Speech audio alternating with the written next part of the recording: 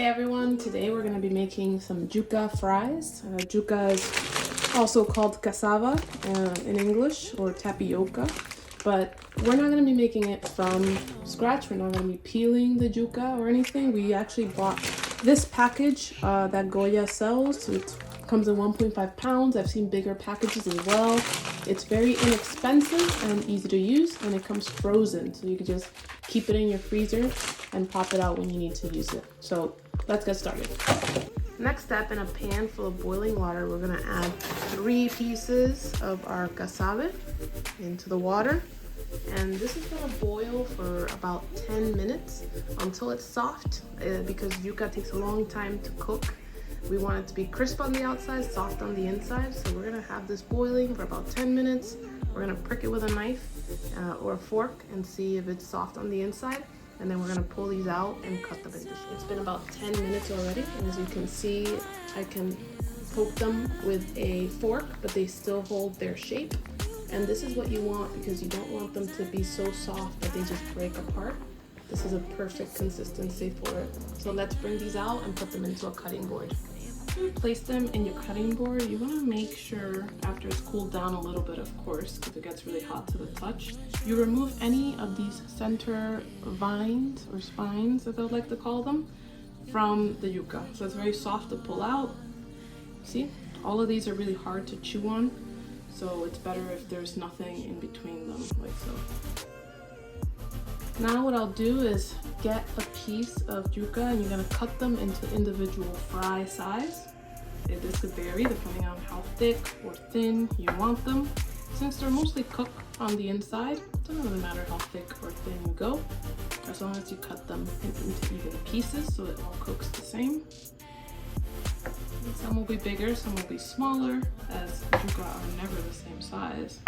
So do your best so they're at least the same thickness. And now we are going to season them. So let's place these in a bowl and get them ready to be seasoned. Once you have these placed into a bowl, first thing you're gonna add is olive oil. Put about 2 teaspoons of olive oil and put on top. And I'll put in about a 1/4 teaspoon of salt. As an allspice seasoning, I use Goya's Adobo to add on top. So I'll use about a 1/4 teaspoon of this as well. An extra 1/4 spoon of pepper. To add some kick to this, I'll add about a 1/4 teaspoon of cayenne powder as well. Once we have that together, let's just mix. Now that everything is evenly coated, let's take to the air fryer. To air fry these, you just want to make sure you place them into a single layer. You don't want them touching each other or on top of each other, as they won't cook right and they won't be as crispy as they can be.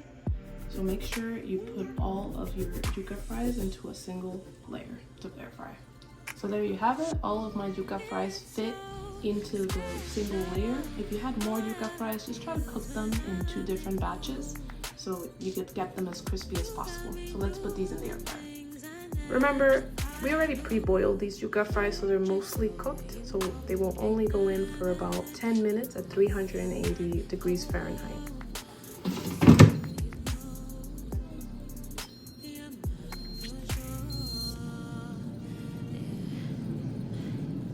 And just like that, 10 minutes later, our air-fried yuca fries are completely done. So let's plate them and get these into better light. And just like that, a popular Latin American snack, yuca fries that are usually very fried and heavy in oil, can be made in the air fryer. So these came out super crisp, as you can see here. Check that out. Completely cooked on the inside and very low in oil.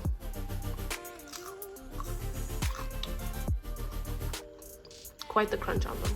Anyways, if you like the recipe, please follow, please subscribe, and we'll see you next time.